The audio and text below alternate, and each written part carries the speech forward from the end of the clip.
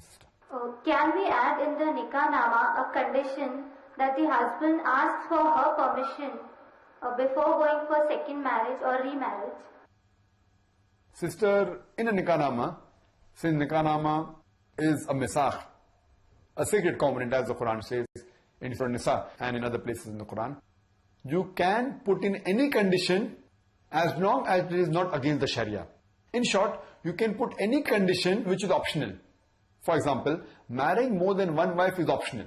So very well you can put the condition in your nikah nama that I will marry you under the condition that as long as I am your wife, you will not take a second wife.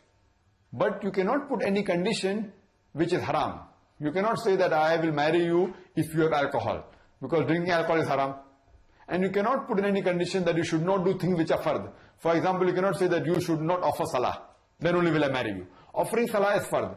So you can put any condition which is optional. You can prevent him from doing anything which is optional. You can force him to do something which is optional.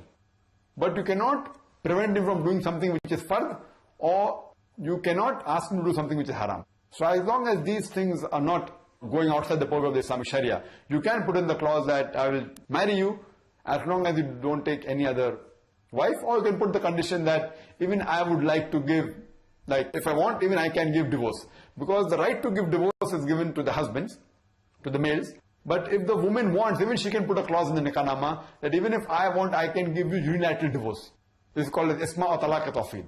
So these things which are optional can be put in the nikah nama. If the husband agrees, fine, he can go to the nikah nama and he can go to the nikah. Or if he feels that no, I don't want to marry such a woman as put the clause, he'll search for someone else and the girl will search for someone else. Hope that answers the question, sister.